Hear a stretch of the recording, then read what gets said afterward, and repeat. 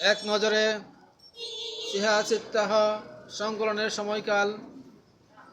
এক, সহিহ বুখারী, সংগ্রাহক আবু আবদুল্লাহ মুহাম্মদ ইবনে ইসমাইল বুখারী, মৃত্যুবরণ করেন 870 খ্রিস্টাব্দে। অন্তর্ভুক্তি সংখ্যা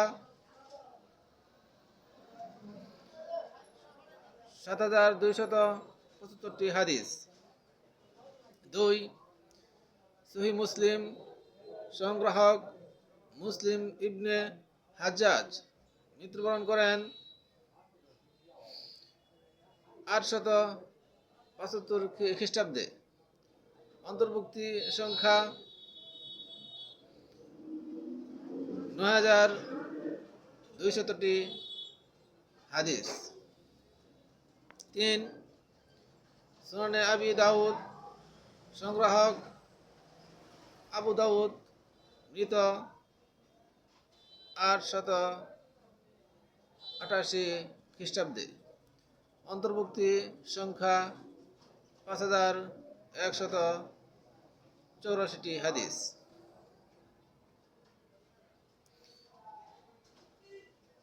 4,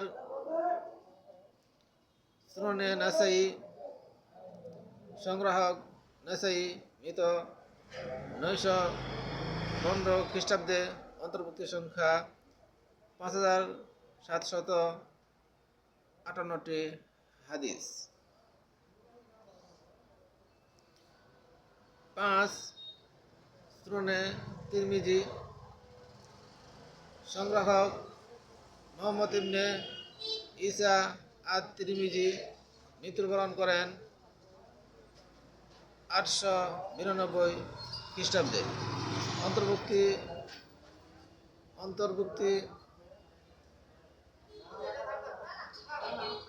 সংখ্যা 3608টি হাদিস।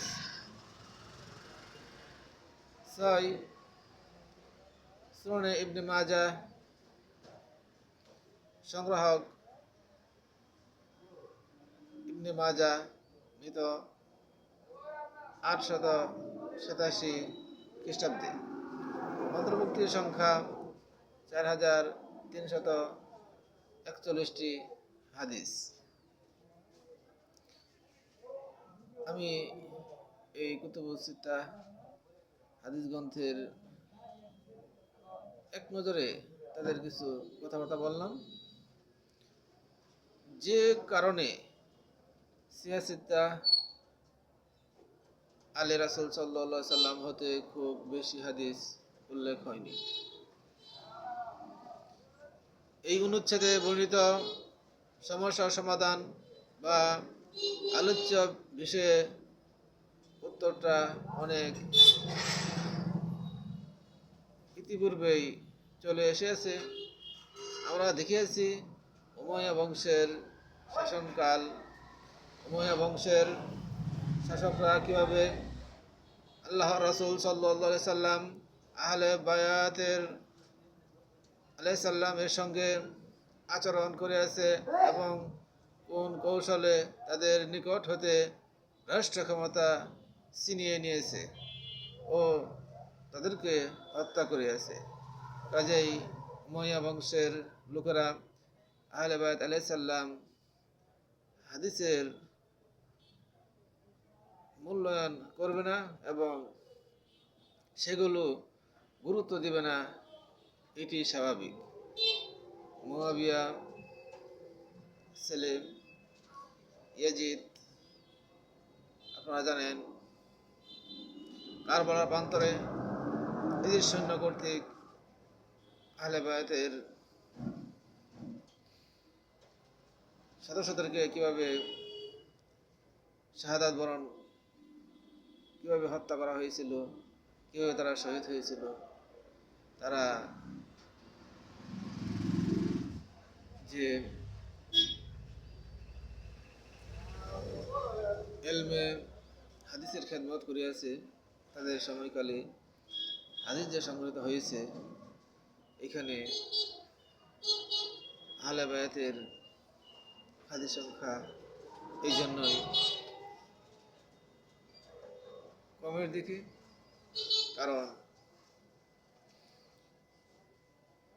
তাদের সময়কালে যেহেতু রাষ্ট্রীয় যন্ত্র তারা ব্যবহার করছে, আর